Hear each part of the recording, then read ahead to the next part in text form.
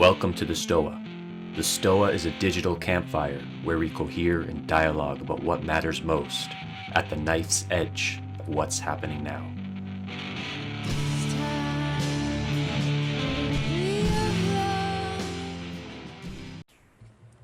All right, hello everyone, and welcome to the Stoa. The Stoa is a digital campfire where we gather to cohere in dialogue at the knife's edge of what matters most. I'm Raven, and I'll be your host for the evening. Today we are doing our kickoff of an event that will be recurring into the future with Samo Burja called Live Players. Samo is a research fellow at the Long Now Foundation and the founder of Bismark Analysis. He's a writer and speaker, and he's known for his work on intellectual dark matter and great founder theory, and much more. So the way that this event's going to go is we'll have 20 minutes of a talk with Samo, and then we'll move into the Q&A. If you have a question for Samo, you can go ahead and type it into the chat, and then I will MC the Q&A period. And with that, I give you Samo. Thank you for the introduction, Raven. Pleasure to be back here. I've done previously a talk on great founder theory, and I look forward to discussing live players with everyone today. This is a start of something of a series because it's not just a theoretical concept, right?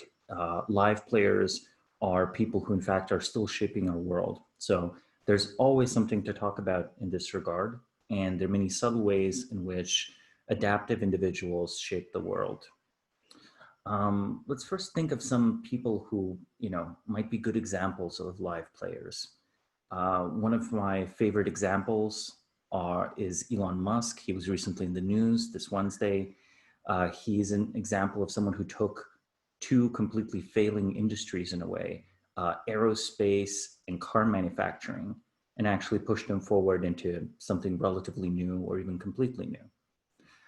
This was just basically something that wasn't supposed to happen, wasn't going to happen.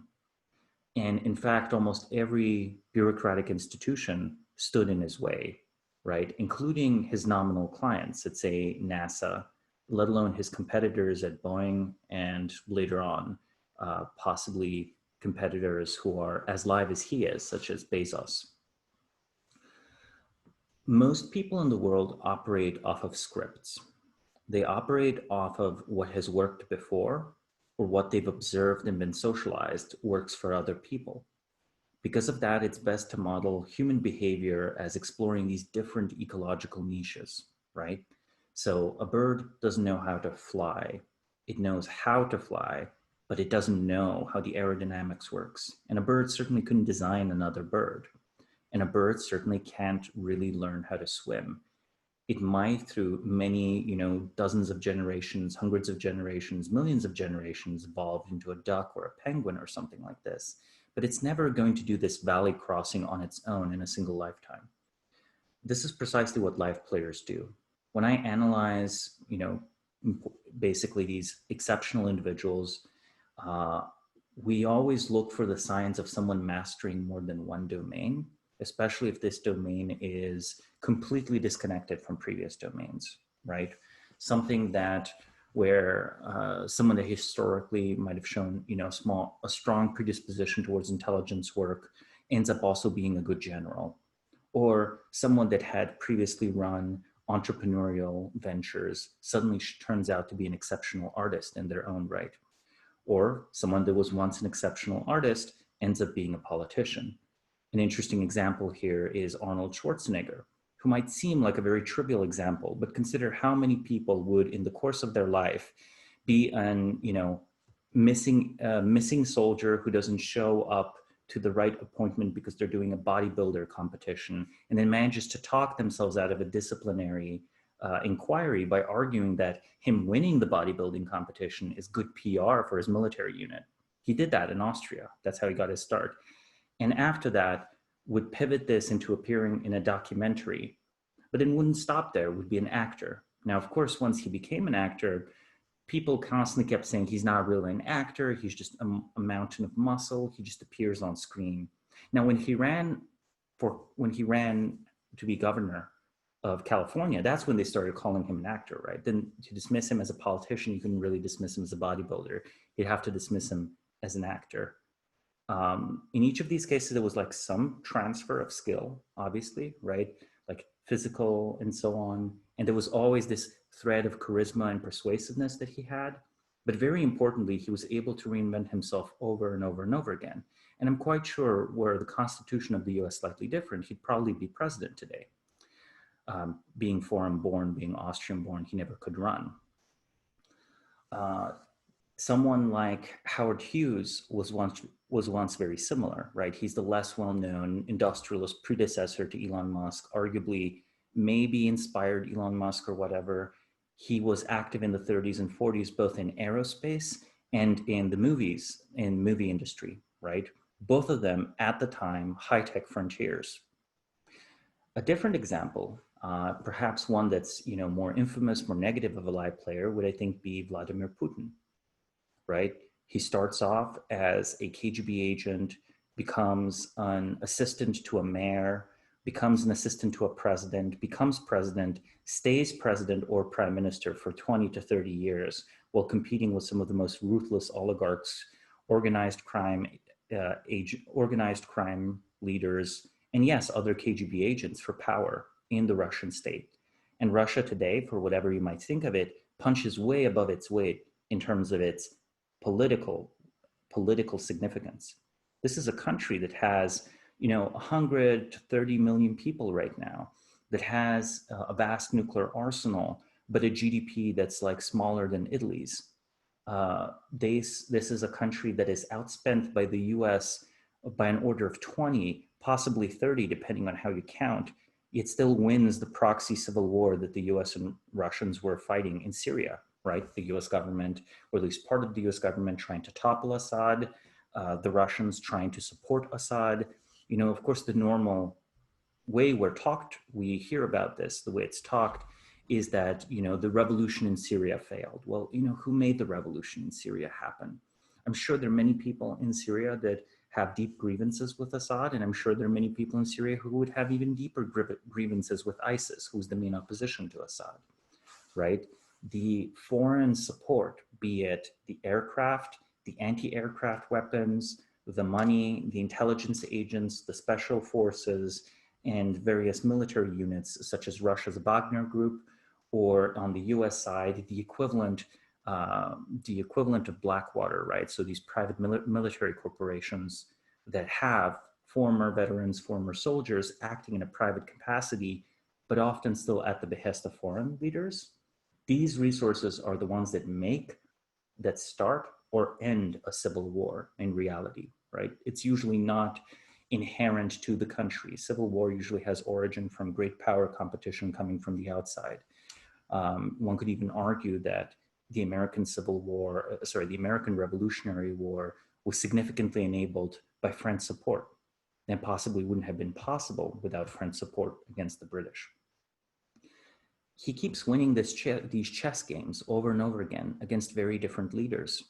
Now, you might think that he's completely powerless with regard to China, that Russia is completely dependent on China. However, I recommend you look at the long game. He is selling as much weaponry to India as he is to China.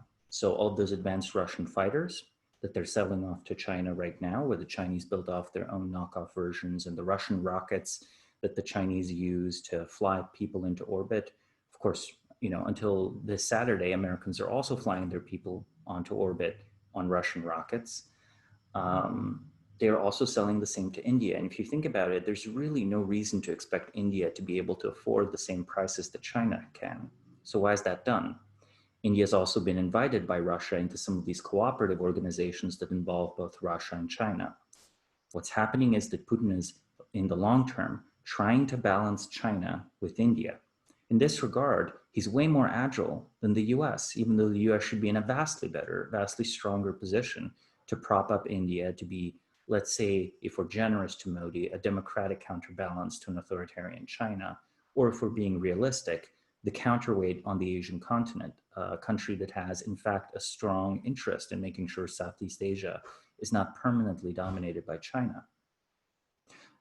The ability to infer things about geopolitics, right? The ability to figure out what the right game to play in geopolitics is, that's kind of easy. The hard part is really implementing it. How do you get several unaccountable intelligence agencies, your military contractors, your own diplomats to play along? That's a significant challenge in coordination. Because of this, I think almost all great statesmen are live players. Now, not all great statesmen, great industrialists, great artists are, just because they're live players, also great founders. Here I want to introduce a distinction between a founder, a great founder in this sense, and a live player. Putin didn't create Russia, right? Nor did he create even the Russian state. Elon, I think, did obviously create SpaceX pretty straightforwardly. Depending on its success, he might well be remembered or might turn out to have been a great founder all along, or he might just be a founder, right? Merely creating a particular company is usually not enough. It really has to be civilization scale. If we colonize Mars and it's on SpaceX dime and on SpaceX rockets, then I very happily and easily give him a great founder title because he makes human civilization multiplanetary, right? If SpaceX is just a moderately successful US aerospace company, I think it's possibly a great achievement, but probably not quite worth this history-altering perspective of, okay, this person did advanced social engineering to alter the course of human history, right? I do think Elon aspires to it because SpaceX itself started as this effort to put a greenhouse on Mars. Yeah, a plant, like a potted plant on Mars. What could be more useless? Except it's not, right? It's art. He's in fact a misunderstood artist and was all along. He understands that the sight of life on another planet, Earth-based life, not little green men, but Earth-based life on another planet, changes ideology forever. Just as the photo of the Earth from the moon inspired a generation of environmentalists, gave rise to all sorts of organizations like, Whole Earth Catalog was boosted by it. One of my titles from the Long Now Foundation, in a way, the Long Now Foundation would have never happened without the Whole Earth Catalog and Stuart Brand's input. Elon was trying to do this in the 90s with Russia. And, he was trying to buy Russian ICBMs and Russian rockets, and the Russians weren't taking him seriously. It was a ludicrous proposal. So he said, I'll build my own, which seemed an even more ludicrous proposal, right? He is trying to get a colony of people on Mars to change our self-conception as a species. He certainly knows that 300 or 500 or 5,000 people on Mars are going to be economically irrelevant for the rest of our lives. None of us is going to see an economically important Mars. But, there's a place in the night sky where people live. It'll be something you can point at. And the expectation of how the future goes will be different. It won't anymore seem insane to propose, maybe going to mine asteroids. And also, the perspective of what's a planetary disaster and what kills all of us, that's going to change massively as well. The interesting thing about this is the social engineering is even evident in the way he approached promoting his own company, right? You could use a boring test weight satellite to test your rockets. But when he wanted to test the Falcon Heavy rocket, he used a sports car. And in that sports car was a dummy dressed in an astronaut suit. That astronaut suit looked very much like a Formula One uniform, the sort of like suit that the race car drivers had. He had that stunt planned out for years. It was probably one of the key considerations he had when the spacesuit was being designed. And in fact, it looks almost identical to the spacesuit the astronauts are going to be flying in this Saturday. How different is this from NASA style? These aren't like NASA's astronauts. These are Elon's astronauts, right? They're going to drive there in a Tesla. They're going to go up there on the rocket. They're probably going to even have a shot where they repeat some of the same dumb jokes as they had from the car, right? Like the music that was playing in the car, or the towel that was a reference to the Hitchhiker's Guide to the Galaxy. And the social engineering of that, I discussed in a piece that I wrote, how Elon Musk is making engineers cool again. By making the company's most visible stunts so obviously cater to the engineers inside of SpaceX, means that within SpaceX, the engineers, rather than the PR people, are listened to, because the PR people see that the engineers' tastes are the ones that matter, right? And basically, he has single-handedly made NASA cool again. NASA might not really like him. Why? Because he's basically bypassing massive amounts of jobs programs for them. But their entire budget is based on this kind of coolness and popularity, right? He's the one that's replacing 1999 NASA, CGI of people on Mars with cool looking rockets at Cape Canaveral, right? He's doing that, not NASA, not Boeing. The status of the nerds and the engineers mattering means that when there's an engineering meeting within SpaceX, the nerds aren't overruled or bypassed. This means that he still probably occasionally has to smack down a nerd because engineers have a problem where they want to build cool toys instead of building economically productive stuff. And he probably has his eye on the economics. But he doesn't have to deal with middle management the way you might at a different company. I think Google has, for example, messed this up. I think in Google, very slightly rebranded middle managers are the ones in charge. It's not the truly excellent programmers. And I think if you try to build something interesting, creative, culturally impactful, it's not clear this is good for your position within the company. Amazon is then, I could contrast it again, but I went really deeply into Elon because I wanted to show how an industrialist might not just through technology, but through social engineering, change a whole civilization.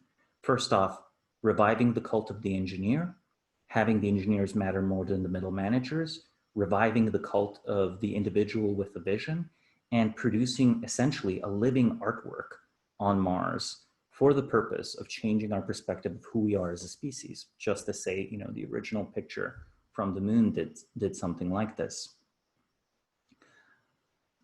The next one on, say, a different example of a live player would be Eric Prince. Eric Prince is the founder of a company called Blackwater. It's been since renamed. It's a private military corporation. And you very quickly realize that he's like an individual that's managed to get away with feuding with the US government, right? Like after having a significant loss of a contract where there was some scandal, I think there was some substance to the scandal actually, of his mercenaries doing some shitty things in Iraq. He lost a big contract, lost a lot of money, and now just occasionally does mercenary gigs for the Chinese and the Saudis, just there in Africa, in Sudan, or wherever else. He's also quite public about his feud with the US government, and his personal ideology is Randian, right? It's a strange mix of Randianism and conservative Christianity, just taken really far and really seriously, much as you could see Elon Musk is taking an ideology of like old school 1950s science fiction way too seriously and way too far. And just as you might think of Vladimir Putin taking Russian patriotism and the idea that at all costs Russia must stay a great power much too far. Nearly all the live players have this in common. Their private ideologies are very weird. They are different from mass-consumed beliefs. Why? Because they see more than everyone else. The idea of spontaneous market-derived order certainly is not going to appeal that deeply to the Elons of the world. Maybe a sort of libertarian aesthetic of, well, the shareholders don't tell me what to do. I get to smoke weed on Joe Rogan if I want to. Maybe that appeals to him, right? And to Putin, the idea that there's an inevitable course of history that leads to Western, Atlantic, US dominance, international institutions, that's unthinkable. It's ludicrous. Now, even if it's true, right, and even if it's popular among Russia's technocratic elites, he in fact had a lot of difficulty hiring a Russian minister of finance who doesn't basically implicitly believe in the neoliberal future. Their ideologies are strange and unique, and some of these live players try to proselytize their ideologies, try to spread them. For some other live players, these ideologies are private beliefs. They don't try to spread them, they just act on them. So at this point, I'm going to open up for some questions. Live players, to repeat, focus on their adaptability. Just because they're adaptive doesn't mean they create new institutions. Even if they create new institutions, unless they impact the level of a civilization, they're not great founders in the great founder theory approach. They have strange, unusual private ideologies. They jump industries easily, and often they reinvent themselves through the process. and they're deeply misunderstood by the public, which is why I think agency, human agency, is systemically discounted. Because if you're very intelligent, you try to hide your agency from the world. You don't want to provoke your adversaries, right? For a while, you want to be, you know, the close advisor to the mayor of St. Petersburg and then the president of Russia. You don't necessarily want to be president of Russia on day one. So opening this up for questions. Great. And I'll just warm everybody up. So yeah, if you want to throw your question in the chat, and then I will just call on you and you can ask your question to Samo. So initially, Samo, so you're bringing up this idea of live players. Do you have a contrasting definition of like what a dead player would be? Oh yeah. A dead player is anyone that's acting off a script. Now again, the script might be very adaptive, but it's only adaptive until it isn't. One way to think of this is that, you know, the British Colonial Office was largest in the 1960s, 1 year before its abolition, because it was no longer needed. So the Colonial Office had the most employees, the largest budget when Britain had the fewest colonies. A different example might be a company like Ford Motors today, right? Ford, right? No one expects them to build a self-driving car. No one even expects them to build a good electric car. Heck, we barely expect them to still be building cars. We assume that China is building those, the old style ones. But, you know, on paper, the company still does okay. Different one might have been the airline industry. The airline industry had very thin margins, these massive bureaucratic machines trying to, you know, optimize every dollar out of passengers on these very thin margins that enabled air travel and economies at scale. I think most politicians, most CEOs right now are dead players. I really hesitate to name people who I think are clearly dead players because this could be seen as an attack rather than as an observation. It's best to flatter and to damn by omission. Yeah. All right, let's turn to the chat. So Rachel, would you like to ask your question? Hi, Samo. My question is... Good to see you, Rachel. You too, yeah. I love the new thing you're doing. My question is about engineers that are really creative, kind of like Elon Musk level, potential to be great founders, but they have these visions to build products that you just know you can't launch. Is there a specific way that you would recommend for fine tuning them if they're talented enough to have the grand vision, if they continue to like want to produce things that aren't economically viable? How do you strategize that? It's a very difficult question. I think it depends to a significant amount on the engineer. I think if you get a good sense for the engineer for what they find as a fun problem, and you kind of find the product, and then you talk to them about a fun problem they could solve that just happens to be technically very difficult and necessary for your product, I think that works super well. So you might actually need a team of a super talented engineer that solves a concrete, difficult problem, and a less talented engineer you just kind of direct in the right way. Another way is to try to educate the engineer about people. This is more difficult, but I actually think this is, you know, people know about the negative part of the relationship Steve Jobs had with his technical partner, but what they don't know is that the positive end of it was he would find all these ingenious ways to communicate things about people, right? There's this like very classic story of, well, you know, can you shave off time off of, you know, how long it takes for the machine to boot up? And the person says, you know, no, I can't do that. And they're like, well, if someone's life depended on it, could you do it? And he says, obviously, yes, I would try to do something. And then he comes back with a calculation of number of users, seconds saved, That makes sense. and it turned out to be something like 5 to 10 human lifetimes. And then the engineer so come does up it. with like cool games or problems they can solve to get them to do specific tasks. That connects them, because I think they're like a little bit disconnected, disembodied, right? They care about people. They just don't naively think about people first. They think about these systems first. Got it. Yeah, Thank you. yeah. Cool. Excellent. Jacob, is this a question that you want to bring forth or just an idea? I don't know. I thought it was a pretty good question, but I guess we'll move on. Jacob, if you want to ask it later, I'll just call on you later. Just let me know. Alan, do you want to ask your question? Yeah, sure. So really interesting topic. Kind of been thinking about it a lot recently.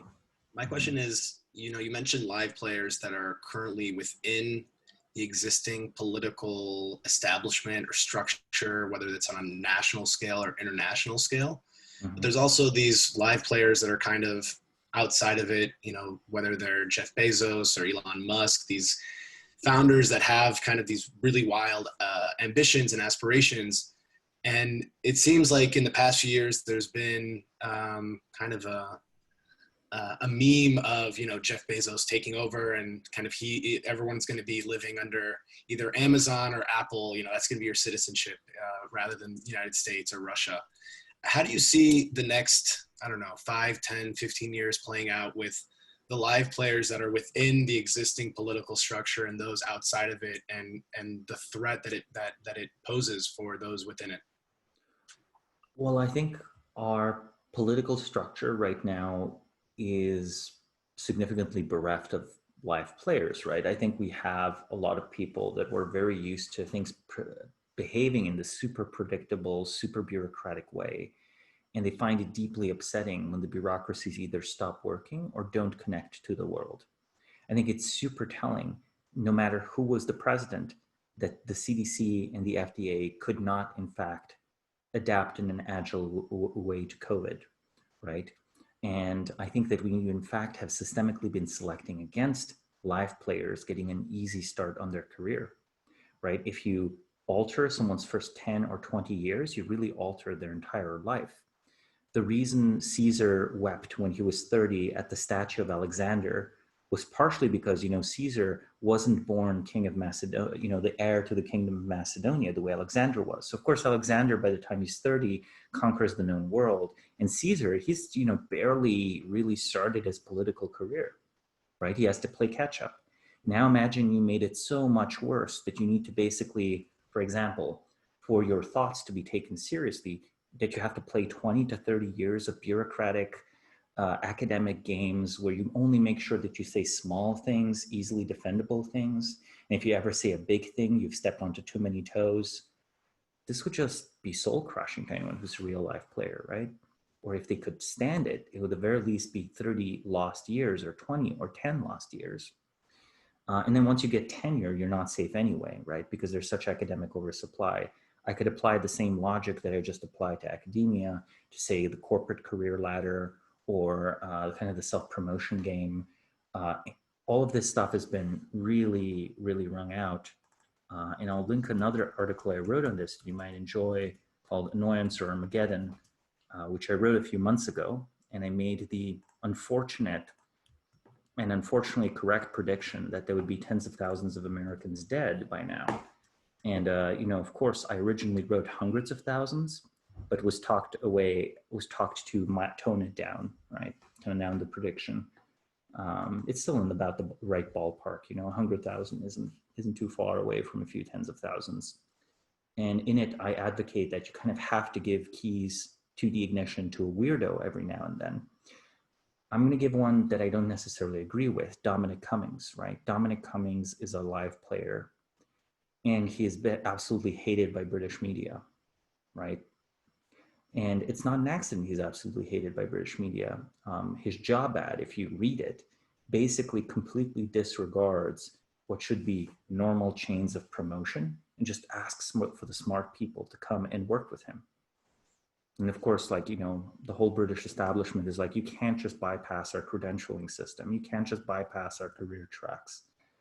And we'll see whether he wins or not in that regard.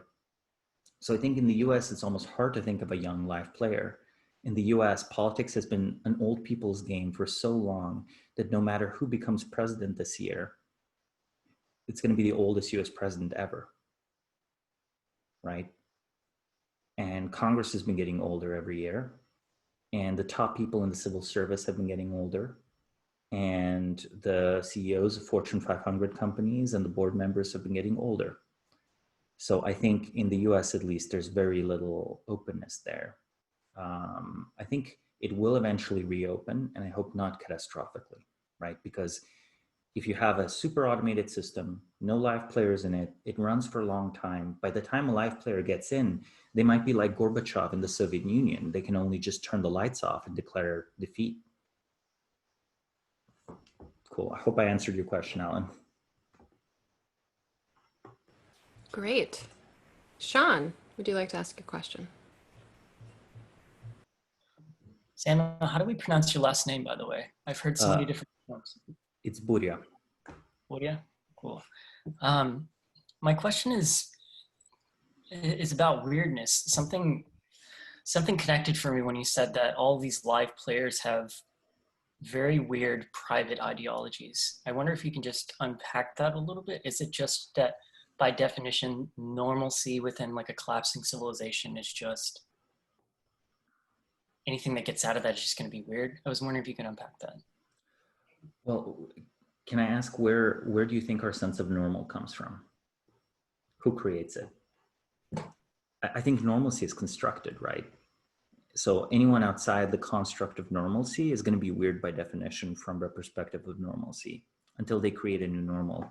I think a very interesting thing to consider is there's what's her name? Let me just find her. Okay, Alexandra Albaicana. I think I'm pronouncing her name right. She's the creator of Sci-Hub. Has anyone here used Sci-Hub? I'm just going to say I obviously used it. You should pirate papers. Just destroy Elsevier, like scatter its ashes among the like fields to fertilize new science. It should just be destroyed. So do you know what her private ideology is? It's a mixture of, she literally has an essay titled Why Stalin is God. And you might think that, you know, she's kidding for a while until you realize that no, she means it quite literally. Let me see if I can find this essay. If someone else finds it first. There we go. Okay, I'll link it later. Let's see, what does she say? Ideas, no copyright, about, I'll find the link later. I'll find the link later. But she just writes this massive long essay in Russian. You have to put it through Google Translate. And turns out her beliefs about the world are derived from an idiosyncratic interpretation of neuroscience, where she wants all of humanity to together become one collective brain. And she sees all impediments to sharing information and knowledge as impeding that brain and global consciousness. And she also believes that Soviet communism and some religious communities were the closest we ever came to that in the past. Wow. So I think I should probably substantiate this as soon as I can, because it just sounds so insane. People might think I'm making it up, but reality is actually it's full of these kind of insanities that, you know, just don't fit our normal worldview, right? Like, who are the people that go out of their way to alter reality? I think it's people who don't fit into normal reality very well. And here is the essay. She doesn't make it easy to find. There we go. I would almost call this like esoteric Stalinism or something. You can translate parts of it and also go to her main site. It has amazing energy. It has big programmer energy. So there we are. Cool. Thank you, Samo. So weirdness, partially because our sense of normalcy is constructed, partially because the people are misfits. They were round and they were pressed into, you know, square pegs, and it just doesn't work out for them. Like Alexandra tried to make advances in neuroscience directly, but she couldn't, right? She had to pivot into linguistics if you read her biography. And her terminology is super weird and idiosyncratic, right? Like if we unpack what she means by God and what she means by what is Stalin's position at the head of the Communist Party, it probably would end up being something reasonable, right? Or not. Awesome. Great. And I'm going to ask this question on behalf of Evelyn. By definition, are live players a pure category, or are live players and dead players like poles between which most people fall? They're poles, but I think it's sort of, it's a bimodal distribution, and it's very heavily skewed towards dead players. So dead here means strategically dead. It doesn't mean physically dead. You can enjoy and live a very nice life following scripts, following routines. It can be experientially rich. It's certainly valuable. But from a strategic perspective, imagine you're playing the equivalent of a video game or a multi-sided board game. And you look around the table and you see, okay, at that part of the table, there's no human. There's just a piece of paper with some basic instructions and if and then clauses. And there's only one or two other people sitting at the table. You know, that game only has 2 or 3 live players. And the live players, you know, they don't necessarily agree with each other. And I also believe it's possible to lose hope at one point in life. So it is possible to just become a dead player or awaken from being a dead player to becoming a live player. But prepare yourself for things becoming very strange if you do. Very quickly, consensus reality starts, it starts falling apart, right? So deeply bimodal distribution, it is a spectrum. I think stepping out of consensus is a strong attractor. I think stepping into consensus is a strong attractor, just psychologically, but also information theory wise, right? If you rely on normal channels of information, you become more normal over time, even if you're original at first. If you rely on abnormal channels of information, you become more distinct, more unusual. Great, thank you. Coleman, would you like to ask a question? Yeah. Hey, I like the concept, and I've definitely seen it in people where I feel like I can kind of predict their reaction to certain things. But my question is if there are any particular like impressive case studies of a live player like moves that you've found particularly inspiring or interesting. I mean, there are lots of people. I think that if you, if you go read about Paul Kagame, I find him somewhat inspiring, right? Where he stabilized the country that had gone through genocide and achieved not just prosperity, but reconciliation between the Tutsi and the Hutu, right? So he's a contemporary live player. I think historical case studies, lots of them, I've done lots of them, and I'm afraid you're just gonna have to wait for more of the stuff to be released. My biggest bottleneck is always writing. I'm a slow, cautious writer, faster researcher, but had done case studies on historical life players such as Catherine the Great and Friedrich the Great, but also, also some really interesting people like, Rosa Luxemburg and so on, right? So I think you could choose biographies of many people. I think in the West, Churchill is popular to read about. I think that Lincoln is certainly acceptable, but ideally you read something about someone from a really different culture or from a really different environment. And ideally someone who is in as close a position as you might find yourself in. Hope that makes sense. Like, Awesome, yeah, thank you. yeah. Great. Anjan, do you want to ask your question?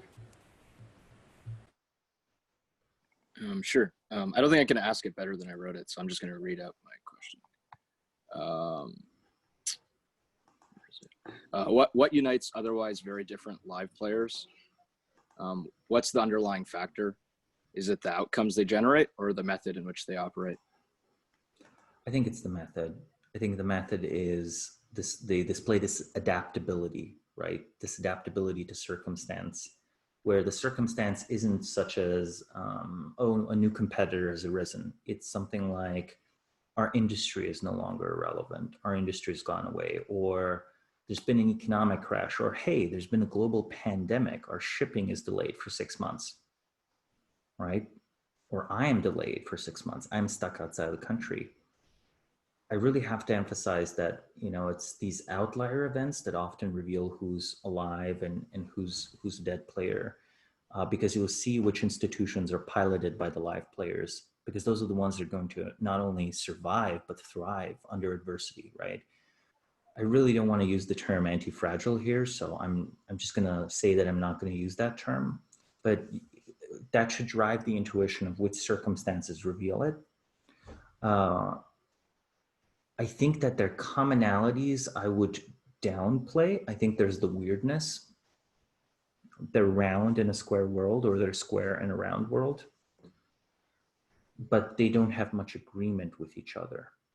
They do all without exception need a personal justification for acting to change the world. So if you're the Maid of Orleans, if you're Joan of Arc, you might believe that you've been chosen by God and you're just enacting God's will.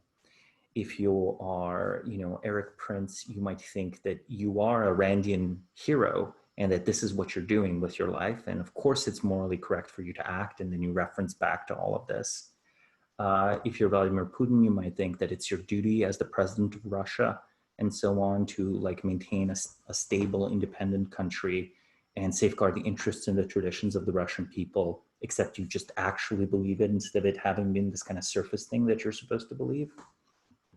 So there's a moral justification for action, because interestingly, I think people, if they believe it's not their place to act, they don't. Now, of course, just because a belief is there and just because it's strong enough that the person is a live player, it doesn't mean it's like objectively true, right? Or at least according to our value systems, it might not be, right? I certainly don't agree with everything with Xi Jinping, right? Or with Vladimir Putin. But I do think that they find those justifications very compelling. Do you think it's almost necessary then? There's an element of delusion or irrationality? Yeah, there is an element of delusion or irrationality, but I think this is the destiny of, I think, all of us, right? Like we are incomplete minds. I think we're much more competent minds than we usually think we are. I moved over the years very much away from the rationalist conception of, human minds as inherently broken or like flawed or biased. I think that with self-examination and reflection, but not just self-examination, like work on difficult problems, I think human minds can become super, super impressive, super formidable. But I really want to point out here, though, that this irrationality that the live players do is mirrored by an irrationality of the dead players, who in fact believe that they don't have to act. They believe that they personally don't have to act. It's as much a cope on the inactive side as it is on the active side. Imagine one side has the button, the light is broken and it always shows green, and the other side has a broken light that always shows red. Both of them are disconnected from reality, and we disproportionately benefit from the few that have the broken green light. If I could ask a follow-up as well. This is kind of a half-formed thought, but let's say this is a new concept for me and I've learned this from you. I wanted to ask a question about the kind of the actionability of this. Like in some sense, is there a survival bias to being a live player? I always think of the example. Oh yeah, massive. Like if you look at a private equity firm like TPG and you look at the guy who started it, it's like David Bonderman, like was a lawyer doing Arabic stuff in the Middle East for 12 years and then was in Texas with some rancher, and it's just like so random. And you look at the number 2 guy at TPG and it's like Baker Scholar at Harvard, like partner at Goldman Sachs. It's just like a perfect resume. And you just think if you ran that reality again, it's kind of improbable that first guy maybe he would just be some random dude in the Middle East, but that second guy or maybe he would be a random dude in the Middle East, or maybe he'd become a Ukrainian politician, or maybe he'd been a Spanish novelist. I'm actually going to say something. If someone masters several careers to a high degree consequentially, like that's super improbable, right? Say Arnold Schwarzenegger being both an extremely good bodybuilder and running for governor and succeeding. I bet if you reran history all over again from Arnold Schwarzenegger's birth, he might become president of Austria. He might become head of a technological entrepreneur. He might become a technological entrepreneur. He might become the head of a mercenary outfit, or he might become a Hollywood actor all over again, right? Meanwhile, I think that if you ran the universe where the person that, has the super nice sounding cookie cutter standard career, you rerun that person's career in a different world, I think they're still a very high grade careerist, but they ultimately are climbing ladders. They're not building ladders, right? They're climbing someone else's ladder. Someone else designed that career track for them. It's not objective, right? Harvard's not objective. The career tracks are not objective. They're arbitrary. At their very best, they can be the equivalent to the Roman cursus honorum, which is the sequence of posts you make people go through to show their worth. But the exact obstacle course is super arbitrary, right? And super contingent. Yeah. So that's what I would say, right? And note, when you rerun the universe, does that person really outcompete other people who are super similar? Maybe that super standard cookie cutter career is also improbable. That person, to get at the end of the cookie cutter career, had to outcompete 1,000 or 10,000 or 50,000 people trying to do a cookie cutter career. The live player only needed to outcompete, 2, 3 people maybe. So if I could paraphrase what I'm getting from you, this live player concept isn't necessarily only helpful as an analysis tool. It's potentially helpful also as like a personal action tool. It could give you extra confidence if you are different or weird. With the caution that being live player can get you killed. like literally Soviet dissidents, right? They were live players, right? Or you might become a billionaire or something, and or you might end up being a writer who's recognized after your time and just live like a miserable life until that, right?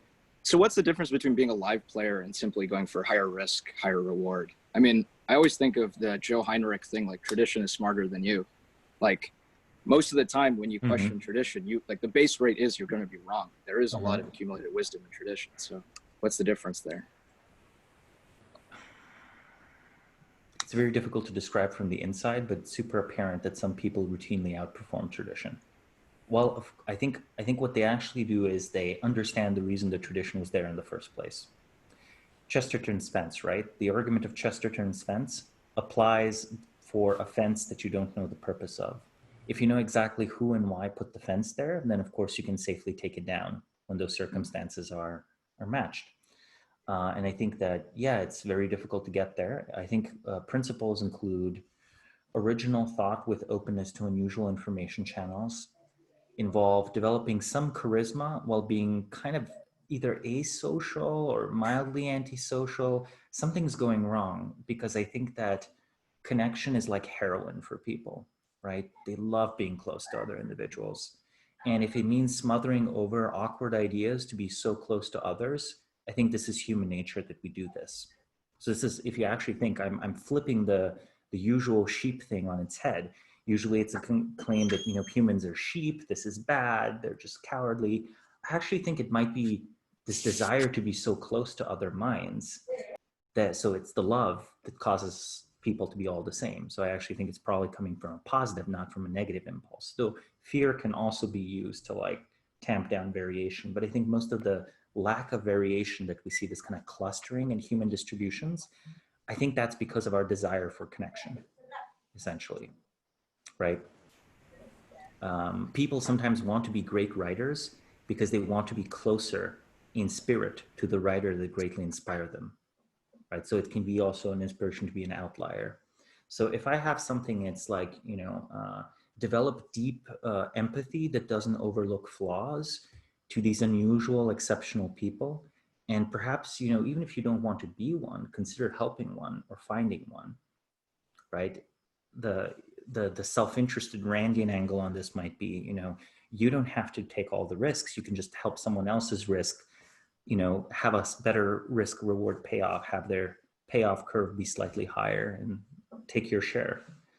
The equivalent of VC of humans or something. Though, God, please let's not coin that as a term for Twitter bios, God. Awesome. So let's go back to the chat here. Thank you, Anjan. Those were great questions. I want to do Tyson's question because it's really fun. So Tyson, do you want to ask your question? Sure. Thanks, Raven.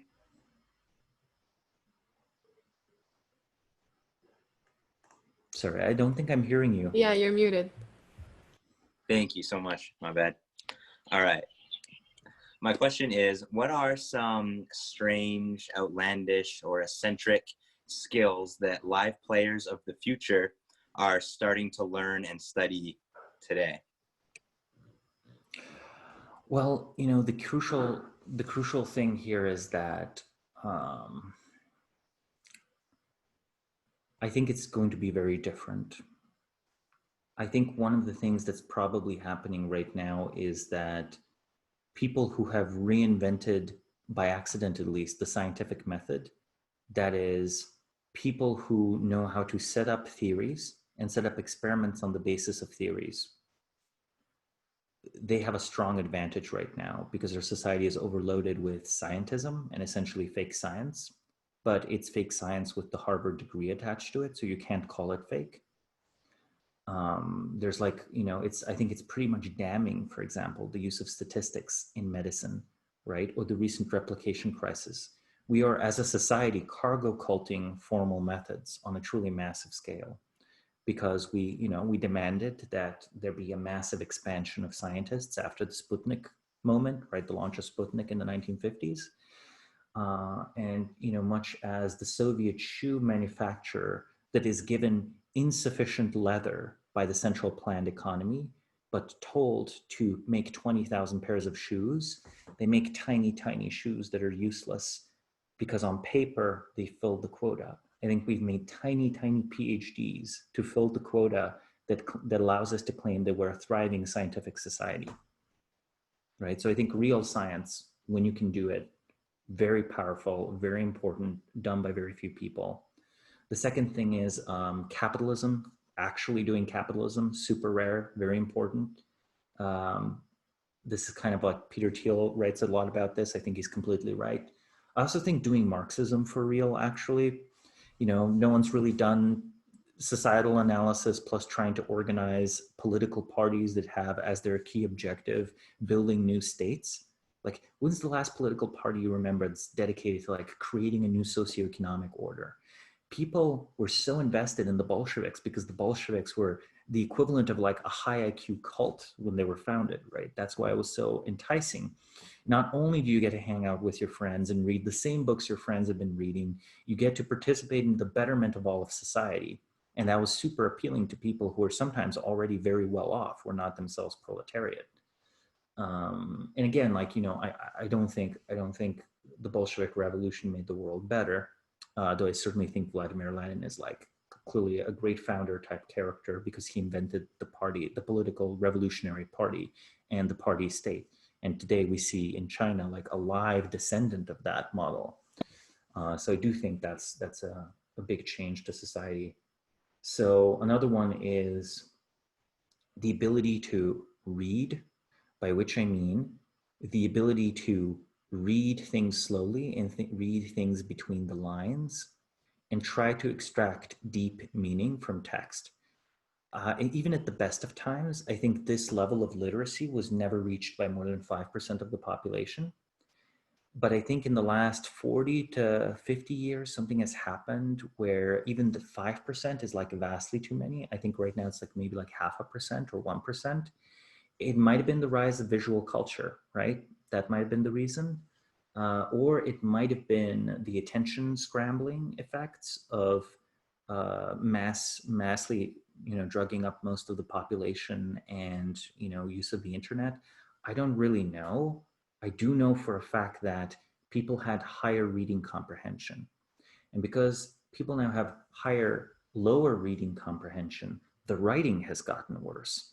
Compare a scientific paper in the most complex field you can find from 1925 to a modern scientific paper in the most trivial field you can find.